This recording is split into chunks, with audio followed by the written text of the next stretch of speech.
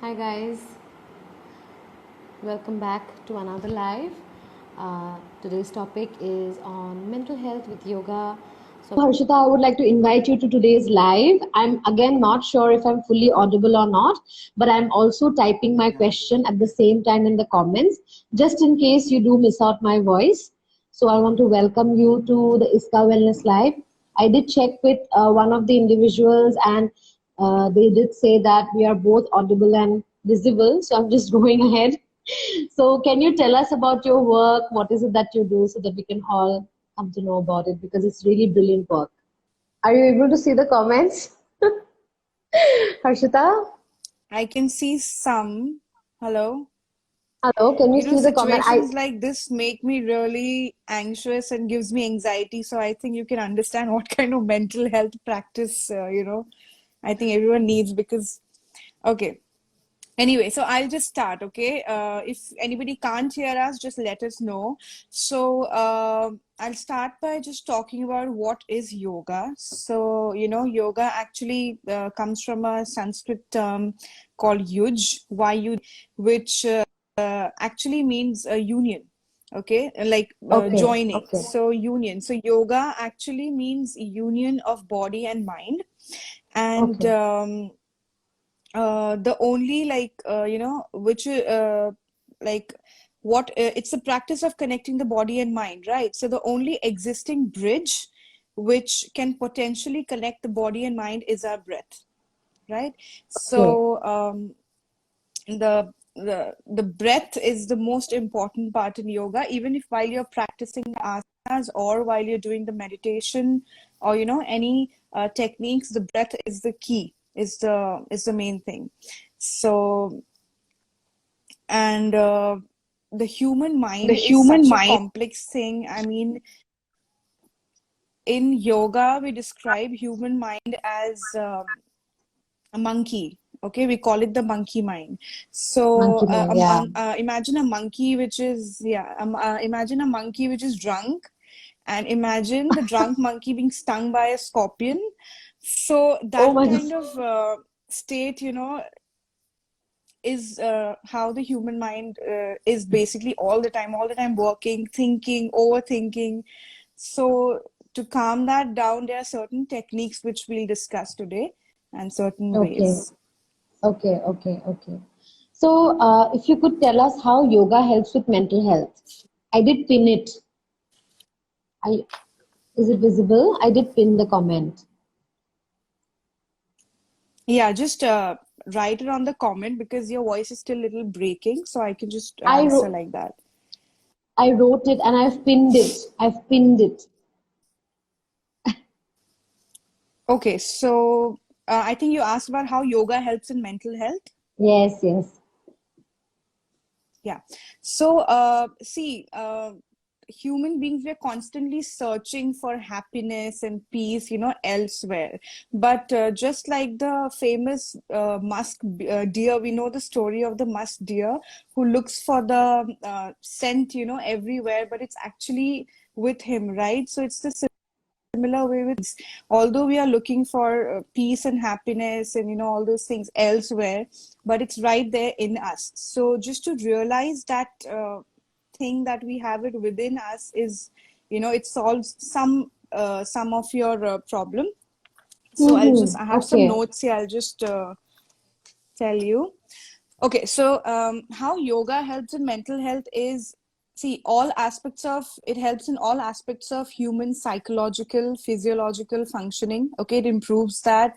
It when your breath is steady, okay, through the practice of yoga, your emotions Okay. become more balanced, right? All right. So it helps you to balance your emotions like that. And when the body is still, when your body is still and the mind starts to calm down up automatically. So this here is where the importance of asanas come into play. So when you Come in. practice Yes. asana with steady breath and a rhythmic breathing, so it also helps you to calm down physically, yes, but also mentally. Okay. It consciously brings you back to the concept of living in the moment because of the breath. Mm. So it helps you to connect like that. Um, and there are also a lot of breath work, etc., which we will discuss. Like once you ask me, I'll tell you about it. So that's how Yeah. it is. Yeah. So I wanted to talk about yoga and mindfulness because a lot of times, a lot of times we use mindfulness for positive thinking to improve our mental health state, and yoga and mindfulness are intricately connected. So how does yoga view mindfulness? And if you could give some points on that. All right, mindfulness. Did you say mindfulness? I'm Yes. sorry, the voice is a little breaking. Okay, yeah. So, mindfulness, see, what actually is mindfulness? Mindfulness, in a very simple way, if I have to explain yoga in one short sentence, it will be mindfulness, because mindfulness is yoga. Okay, so when you're mindful, meaning when you're aware of whatever you're doing, be it eating or, walking, anything that you're doing, when you have your awareness with you at that time, so you become mindful of that particular activity, right? So it is a Hmm. fundamental way to shape the brain and one's life over a period of time, because it can't happen overnight. So it needs I was talking about mindfulness, and we have to choose how we think. Okay, so once you choose and you have the control over what you're thinking and how your thinking pattern is, you automatically become mindful, right? Yes. And there are certain, if I talk about asanas, like in terms of physical exercises, there are certain exercises which are excellent for mindfulness. Uh, if you just practice regular asanas, I will just Hmm. name like Surya Namaskars. Okay, if you can do that Okay. regularly, Okay.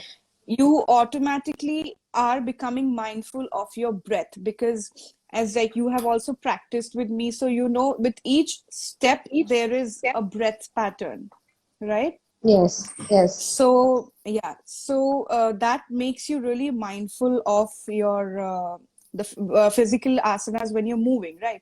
But apart from the asanas, there are certain practices which are not really asanas, just mental exercises which you do to practice mindfulness. One really interesting meditation that I was reading about it and I came across is the Japanese tea meditation. I mean, Wow. many Can you tell people me must about it? have, yeah, many people Yeah. must have read about it also. So it's what the Japanese people they do, especially the monks. Okay, what they do is early morning they get up when everyone is sleeping, and they will make their own tea. And of course, when you get up early in the morning, there's no one around you, so you're just completely sort of engaged in the process. You make your own tea, you sit quietly, and you start having the tea one sip at a time. Okay. Okay. And while you are sort of having the cup of tea, you just have to be so aware of every sensation in your body, everything that you're doing. For example, you lift the cup up, okay, till your mouth, and you take a sip, and then you sit. So Hmm. you sort of do that repeatedly. Okay, you have one sip, then you keep the cup down, then you have another sip, then you keep the cup down. So that, Okay. being aware of that moment, it may just be for 5 minutes or something, but that practice is, it's called the Japanese tea meditation, and I have been trying it. Like, I don't do it regularly, but I did try it a few times, and it actually feels very, very relaxed. So that's Okay. really good. So Yeah. this really sounds easy, something easy to do, which we all can practice to be more mindful every day. And mindfulness is also about connecting with your body, and how the breath is therefore so important, because that really connects us with our consciousness and the body together. And also Right. a lot of connecting with your body is involved in terms of managing our emotions too, if you look at it from purely a mental health perspective. Yeah. So like I'm just putting questions as per, the kind of things we hear usually about yoga and about how it's connected to our mental health. So one of the views was mindfulness. The second one is about letting go. People talk about yoga being kind of a practice which promotes letting go, being in the present, and we do tend to hold on to our stress. So how can we practice letting go a bit better? If you could maybe give us some points on that. Yes, so letting go, I always like most of my friends, and they always ask me, "Oh, you teach yoga, teach us how to let go," because we hear so much about let go, but we don't know how to do it. It's not so easy, Yeah. right? I mean, it's Yeah. definitely easy to let go of your negative thoughts and patterns, but fortunately, in yoga, we have designed two techniques, okay? So Hmm. that you can practice to practice let go. So one is actually, first you need to have a positive thought process. So for that there is a practice called, so I'm going to use a Sanskrit term here. If you don't understand, it's Okay. okay. A lot of people who are listening, because you don't have to learn the term, but you just understand it and that's enough. So it's called pratipaksh bhavna. Okay, pratipaksh means positive thinking, positivity. Okay. So Okay. yeah, the actual meaning is actually cultivating one positive thought every time a Hmm. negative thought strikes. Okay, so Okay. if there is a thought, for example, you just think that, I fear failure. So you Hmm. immediately try to think of the time when you were times when you were successful, okay, and just you sort of instead of that positive thought, you think of a complete opposite thought. So kind of replacing a negative thought with a positive thought every time your mind goes into the negative thinking zone. This is one. Mhm. Second Okay. is which I have also done many times in the class with my students. It's called Nishpan Bhavna. Again, you don't have to remember the name. Um, Now, this is the practice for letting go. Okay. So what you do Okay. is you just have to sit on the floor. You can sit on the floor. You can lie down on the bed. You can sit on a chair. That's fine. And you just close your eyes and you start listening to all the sound around you. Okay. Okay. Now that the sound can be anything. If you're sitting in your bedroom, maybe there's sound coming from the traffic on the road. Maybe there's sound of people talking in the house. Okay. Any sound that you can hear, just close your eyes and quietly, you just have to move with the sound, in the sense, not get attached to the sound. Don't analyze any situation. Just close your eyes and listen. Okay. And Okay. detach from the situation. So you just close your eyes and listen. So over a period of time, what happens? One second, I have the, yeah. So over a period of time, this technique, when understood and practiced properly, it will actually elevate us from the mundane of the extraordinary. And it's an Hmm. excellent way to develop the practice of letting go on. But you have to do it Okay. every day to actually see the results. So it is Otherwise, about it's just, focusing on the present and being in the present. Like you said, move with the sound. So instead of being in a flow with your tension or with your stress, or what's going to happen, or being in that worried mode, it's more about being in the present and moving with the sound or with the environment that you are in, so that you can practice that yes, more to yeah. let go of the stress. Okay, okay. Exactly. Yeah. So you just have to sort of go with the fading sounds, and, do not get affected by the outside sound. Like I said, don't analyze anything. Just sit and listen. And if, for example, there's no sound, there's no natural sound around you, you can always play an instrumental music or something. But to make sure Hmm. the music has no lyrics, you don't want to, if lyrics evoke certain emotions and thoughts in your mind. So Yeah, you just want to, yeah. makes sense.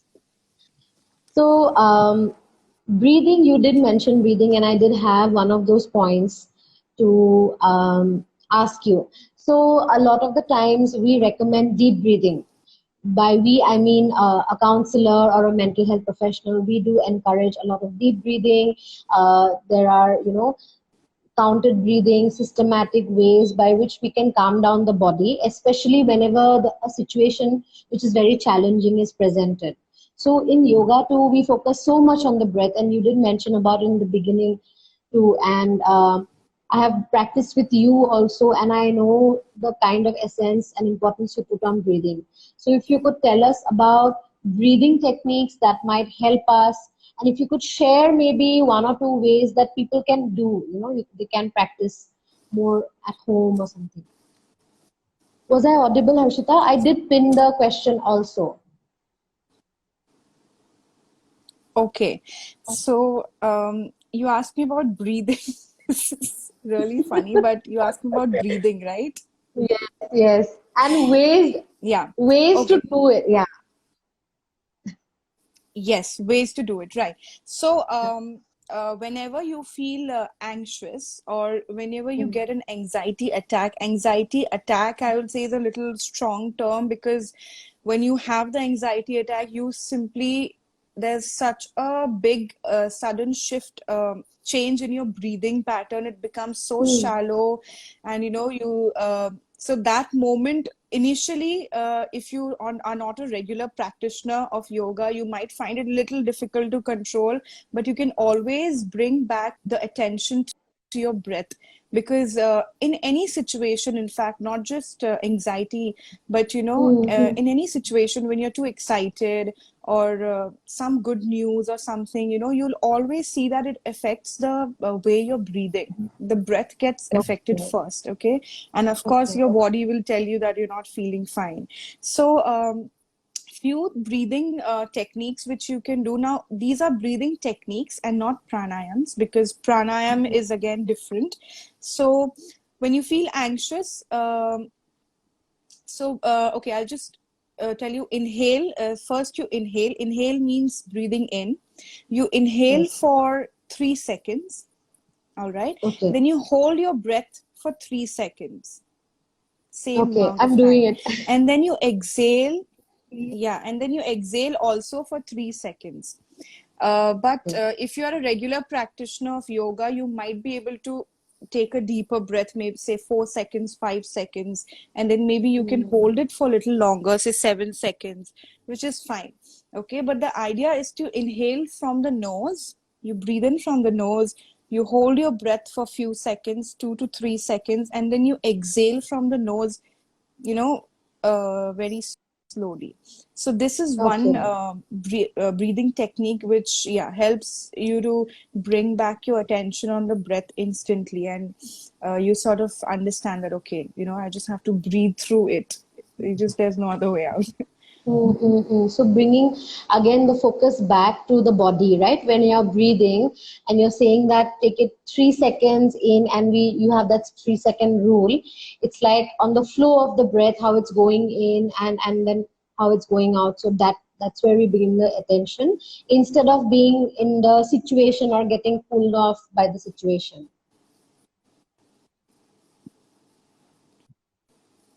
Yeah. Okay. Also, there's one more breath, which we with the calming breath, which is you inhale Okay. from the nose, okay, for as long as you can, like take a very deep breath, and then you exhale from your mouth. Okay, so there's no holding here. It's just deep inhalation from the nose and slow and long exhalation from the mouth. So, Okay. just like, so this kind of breathing, if you do, and just, sort of, you have to do a lot of self-talk also. So you just Mm-hmm. go through that situation. Yeah. Okay. So breathing in as deeply as we can and then letting it out through the mouth. So this is the calming breath. So thank you so much for sharing those points. I mean, they were very helpful, easy, and very, I could get so much of an essence about yoga. So it's not just about doing an asana. It's not about, having a fit body, lean body. That is there for sure. But it's so much more of a everyday practice, and in fact a very expansive extended practice which can help us not only in our body but also our mind. I think there are many principles which are involved in aligning the mind and body. That's what I was able to understand. So thank you so much for this. I wanted to ask you that there are a lot of people who are not able to practice yoga through any asana. For example, someone with an injury, or someone from the geriatric population who might have a lot of bodily issues, aches, pains, etc. What can they do at home which can enhance or support their well-being or wellness?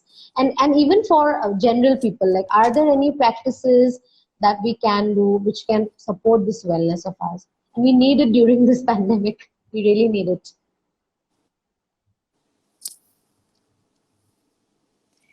Yeah, so again, based on whatever I heard, okay, for people who cannot practice too much asana, okay, for Yeah. those who practice, okay, for those who can practice regular asana, understand that of course it makes you fit, but through the body it goes to your mind. Okay, so once you start the asana practice, automatically you will see the rhythmic breathing and everything comes into place.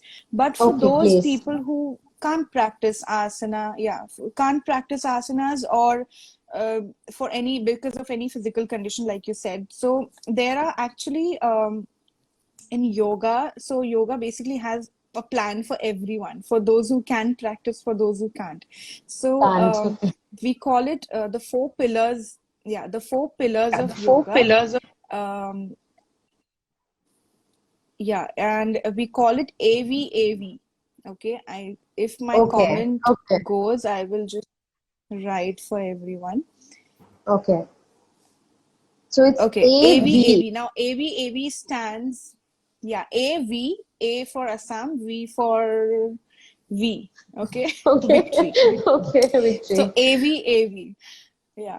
So AVAV basically, if you follow just the four pillars of yoga, which is AVAV, which actually means ahar. Okay, these are again Sanskrit terms, so um, that's how I'll explain. AHAR, ahar, Mm, means what kind of food you eat. Okay, so what we eat, how much we eat, and how we eat. That is okay, very important. So it also affects a kind of, it affects your mental health indirectly.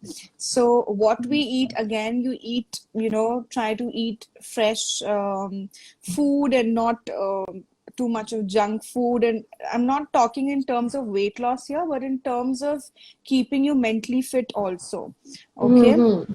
What we eat. Second is how much we eat. Again, that we don't overeat, because you go into that lethargic state, and you don't feel like doing anything, makes you lazy, overeating. And how we Okay. eat, meaning while you are eating, don't get distracted by any gadgets or phones or television. So you just TV. focus on your food while you're eating. Yeah. Yeah, And yeah. engage your senses while you're eating. So use your hands and eat nice home cooked food. Because I have also learned, like when I started teaching yoga, I learned that it's not just of course mental health is there because of so many circumstances, but many times we don't realize that we have so many deficiencies in the body, that it leads to a very dull state of mind. Yeah, yeah, true, true. Okay, so yeah, like vitamin D3 deficiency and B12 deficiency. These deficiencies, if you have and you don't realize, you feel really low and depressed. So kind of Mm. food we eat plays a very important role. Okay. And then we have, this is A, first A. Then V means Vihar, Vihar. Now Vihar Mm. means our rest time, recreation. Okay, so it's very important to slow down and relax. You like overworking and stressing too much, that is also not right. So you should know when to take a little break and relax and rest, like Mm. regenerate your body. That's very important. One really good habit here is developing a hobby. Okay, having a Okay. hobby for yourself really helps, not just now, but it helps you till like even in the old age. So now, when I talk about hobby, I don't mean in the sense if someone says listening to music is my hobby. That is your hobby, fine, but you're not doing anything there. You're just listening, right? So maybe playing an Mhm. instrument, something which engages your mind also, playing an instrument, or maybe gardening, or creating art, all those kinds of things. So this is important. The third pillar is achar, Okay. ACHAR. Achar means to have a routine. It's very important Okay. to have a daily routine, and especially I mean, if we talk about routine these days, I think everyone, we have a complete opposite routine. We don't sleep on time Yeah. because we are all the time at home, and True. there's no specific time when you wake up. So we should try to have a routine, like get up on time, sleep on time. Sometimes you can definitely cheat, but as much as possible, try to have a daily routine. It really helps you to sort of maintain a discipline. Okay. Yeah. True. And the last pillar is vichar. Vichar, Mm. many of them may have already understood, means our thoughts. So what kind of thoughts we have and what kind of thoughts we cultivate. Now, here there are four kinds of thoughts basically. First is, to cultivate love for yourself and for others.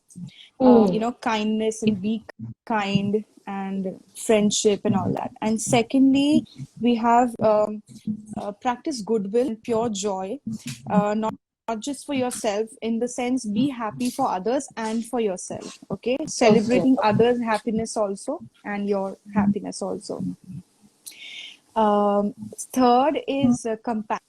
Okay, be compassionate for others and yourself. So if your compassion doesn't, I read this quote somewhere, if your compassion doesn't include yourself, it's not right. So first you be Mm. compassionate towards yourself, and then you be compassionate towards others also. And the last point here is, it's a term called upeksha in Sanskrit, but it actually means Mm. indifference.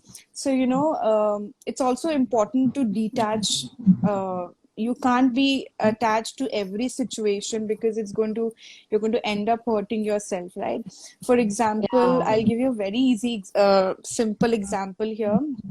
I found a small puppy on the street when I was in Mysore, and I really got attached to that puppy. I wanted to do so much Mm. for her, but it was actually hurting me.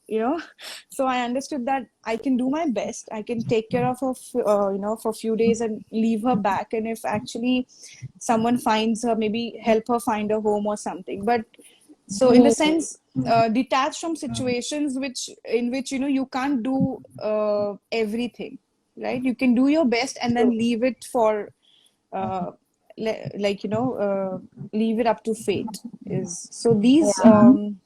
Core practices, practices. if you can practice, yeah, it just keeps you mentally healthy, and uh, you feel sort of purposeful also. Yes, and I think it's not just limited to like mentally feeling better or healthy. When you talk about food and routine, and have engaging in a hobby, not just like a passive hobby like listening to music, but like playing or singing or interacting with it. So I think we are giving our mind and body both a lot of care, wellness, and especially I really love the points about the thoughts. So celebrating, being compassionate, and practicing detachment, which is again I think that art of letting go. We have to, we can combine them. So I really enjoyed Yeah. the point. Very very simple, and it's so beautiful to see that this yoga, it's been practiced for so many centuries now. Uh, and is having messages for us even today, even in during lockdown we can practice. So there is no limitation that we have to go to a yoga studio and do an asana, but rather we can practice its principles to really have wellness. Right. Yeah. So I wanted to take in questions from the audience. So if you all have any questions for Harshita or even for me, please leave it in the comments. Someone did ask a question. Do we inhale to our belly when we are doing the breathing, when we are doing the calming breath or the 3-second breath? Do we inhale to our belly? Is there anything like inhale to our belly or chest wala Okay, breathing? belly. Yeah.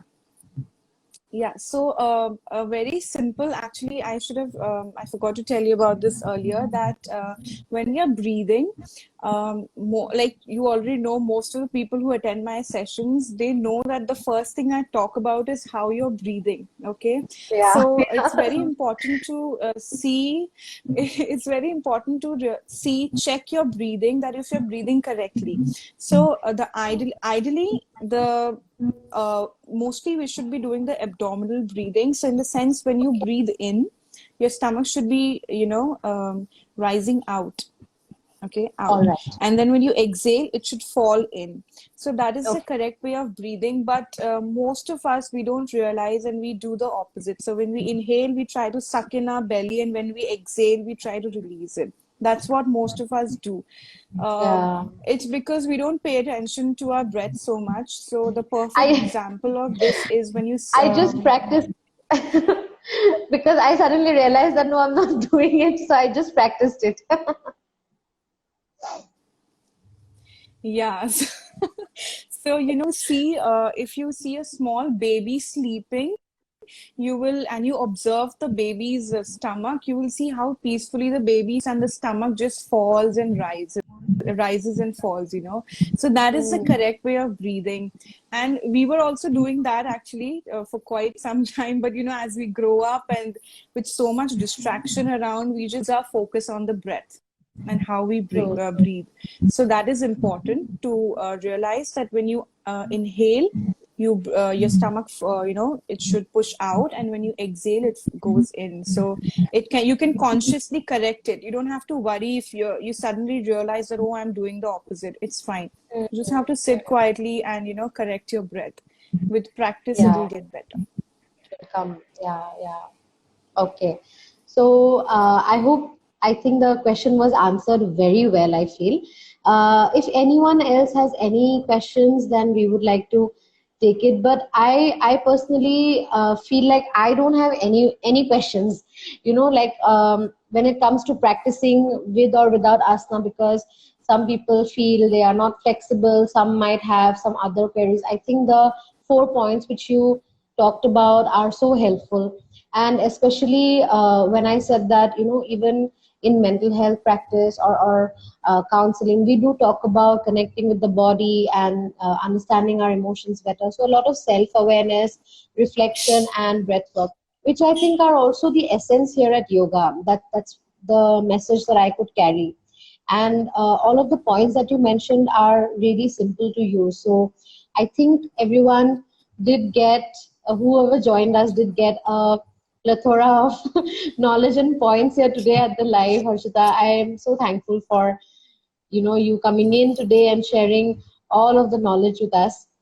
So should we wait for a minute for if anyone has any questions? If you would like to add any more points. I don't know if I'm still audible to you or not. Yeah, I can hear you, but I am not seeing all the comments actually. So if there's a Okay. question, you'll have to tell me. Yeah.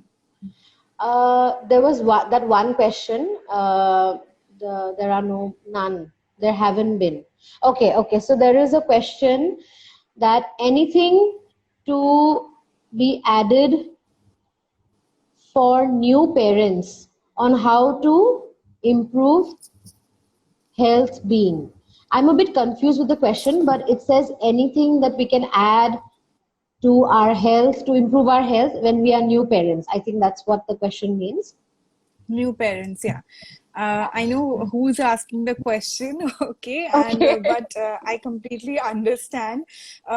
See, being new parents, of course, your life just turns upside down, overnight. In the sense, you have sleepless nights and you have so much to do. Of course, taking care of the baby, and also taking care of the self. So with taking care of the baby, we should not forget that we have to take care of our health also. Okay, so Yes. the only tips that I like to give here is get as much rest as possible, especially mothers, okay, and fathers also, of course.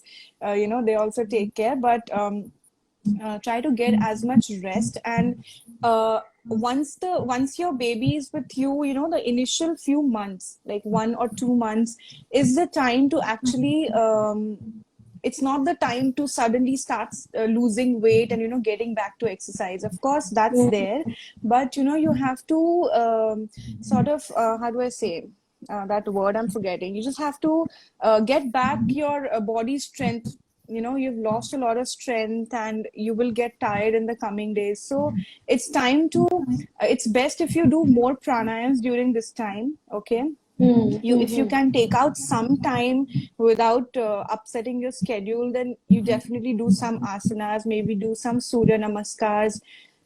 So the best routine is you do some surya namaskars, you do some pranayam after that, do a little shavasana, and then do some breathing techniques, and that can be your practice for the initial month. Okay, after that, once your baby is also settled in the routine and you have more time for yourself, then you can introduce more asanas to your practice and take your practice a little more advanced. But initially, just because a lot of problems, new mothers, they have a lot of issues in the sense back pain, and then because they have to carry the baby, so all that is there. So it's very important to eat good food, eat nutritious food during this time, so that whatever nutrients you have your body has lost, you get it back. And then spend a lot of time with your child and bonding with your child, and also take out some time to do some breathing exercises, because it will keep you sane. So it'll help you sail through all these, the sudden Ups and routine change. downs. So Yeah. pranayam is a must. Yeah. Harshita, we have one more question by Shaheen. She says, just want to know what changes does our body receive with mindfulness? So, what kind of changes can we see in our body through the practice of mindfulness? I think is the question by Shaheen. Was I uh I audible? can't hear the question clearly. Wait, Uh, did should someone I pin write? I can't see. Should I pin it? I've pinned it. I've pinned the question. Can you see? I've pinned it.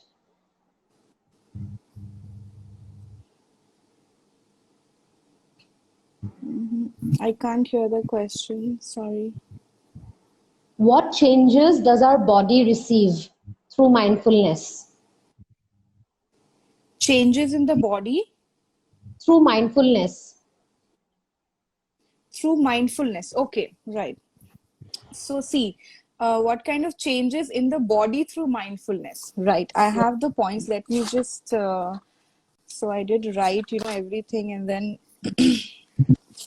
So when I talk about mindfulness, I told you an activity where you have this tea and mindful activity. That is one way. Okay. Other way to mindfulness, if you just sit and practice mindfulness, it will not bring a very drastic change in the body, but there is one practice which you can do, which is mindfulness, and it will change your body, is asana practice. Okay, because Okay. like I said before, when you practice the postures in yoga, every posture, suppose you inhale and raise your arms up, for example, so you Okay. have to inhale and raise your arms up, right? So there's the pose has a breathing pattern, okay, which doesn't allow you to think here and there while you are practicing yoga. Okay, so it is mindfulness only.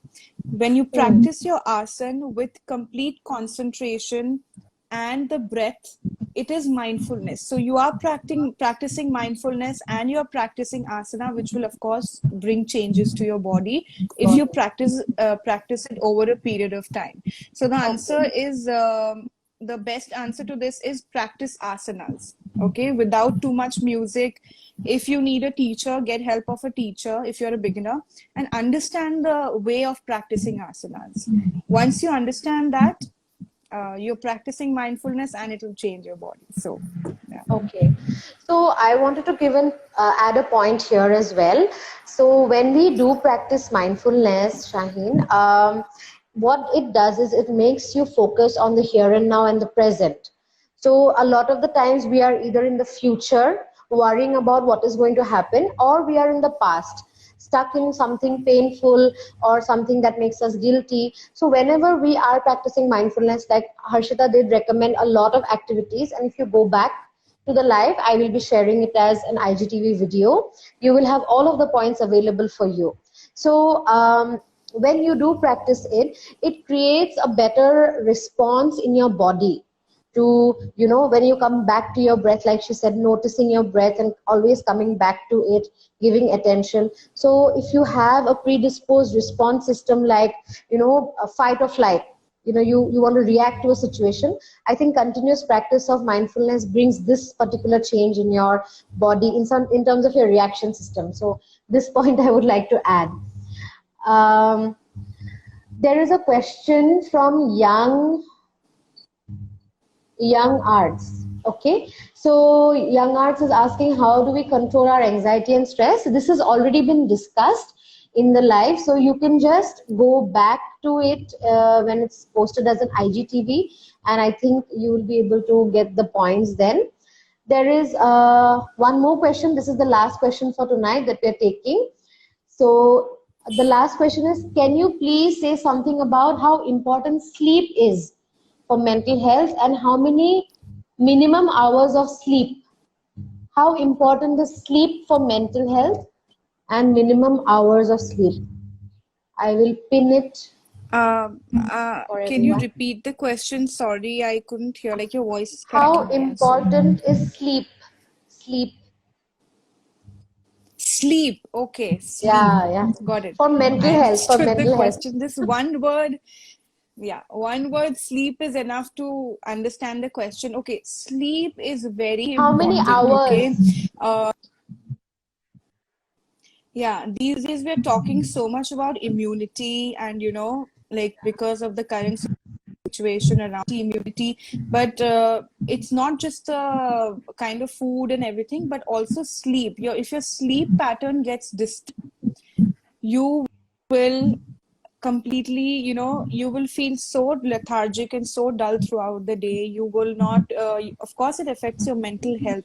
Now, for I mean, it's easy to say have good at least 7 to 8 hours of good night's sleep, but it depends on the kind of your like your daily routine. Nowadays, everyone is at home, so I'm sure everyone is oversleeping. But some people who struggle with sleep, I understand, and maybe they are not getting any sleep because of the lockdown situation. So, there are certain practices again in yoga which help you to improve your sleep quality. Okay. Of course, there's regular asana practice is the answer to most of the questions, because when you, any kind of movement, right? Any kind of, you dance, you go to the gym, you do yoga, it just induces the happy hormones in your body. So that helps you to sleep better. Okay. If you don't, you can automatically, when you don't get sleep for a few days, and you will start seeing the changes in your body and your mind. Okay. You don't have to even ask anyone. You'll be more cranky, maybe you'll Yeah. overeat or you undereat, and then yeah, so you'll have headaches, migraines, dark circles, all those things. So importance of sleep, I mean, it's so important that if I begin to actually talk about it, there's no end. Okay. So one practice you can do is Shavasana. Shavasana is a practice where it's actually an asana, but one of the most difficult asanas. So it's a way you consciously relax your body and mind. Okay. It's usually done in the like once you do your asana practice, and then you lie down in shavasana. But you can also do it in the beginning if you want to. It relaxes your mind, and some people go to sleep also during shavasana, which is Yeah, they fine in the do. beginning. But you should train your mind in a way that you consciously relax. So I also discussed a practice in the beginning where you sit and observe the sound. That is also Yeah. one way to really relax your mind, calm your mind, and it helps you to sleep better. And of course, True. regular practice of pranayam helps you sleep better. Yeah. Very important, Again, sleep. I want to add a point here that sleep is very important to rejuvenate your body and for recovery. So the whole day you are doing so much of work, whether it's physical exertion or even mental exertion, it is very important for recovery. So even if you are having a very tight schedule with your sleep, the idea is to get good quality sleep. So to practice sleep hygiene, where we take a break from gadgets at least 30 minutes before going to sleep. We don't engage in Yes. anything that is very stimulating like reading or any kind of activity, but practice more like conscious relaxation. You can sit with yourself and just observe your breathing, have a night routines, so that you have a relaxing end to the day and you can get a much better quality of sleep, even if it is for lesser hours. So that's something that I would like to add. That's all. Yes, that's very important point that you shared actually. That staying gadgets before going to bed. I mean, completely. Otherwise, it disturbs your sleep cycle. Yeah. I mean, we have to be realistic. Sometimes it's not possible. We might have some late night commitment or office call, whatever might be there. But on most days, we must try to practice it. On most days, as whenever we can, to stay away from have Yes. that break. Yeah, whenever we can. So thank you so much, Harshita, for joining us with this live. So much internet issues, but we still pulled it through. I'm very happy about it. Yeah, the ink is really bad. Yeah. And Yeah, it's yeah. been like this since yesterday, right after we did our test, the testing live Yeah, session, and testing. after that, it's been so bad. But I'm Yes, really happy that people cooperated and, they are still there. there. Yes, they're still there. So, thank you so much, everyone Yeah. who joined us. Thank you once again, Harshita, for joining in with all your valuable points. It was really wonderful to have you. Thank you so much. Thank you. Thank you so much. Thank you so much. Bye. Have a good evening. Bye bye, everyone. Bye. Bye. Thank you guys for joining in. We will be having another live soon. And this entire month we're focusing on self-care. So today was on yoga, and we will be focusing a lot on positive thinking, motivation, nutrition. So stay tuned on the Iscah page and just follow us so that you are aware about all the upcoming topics. Have a good evening.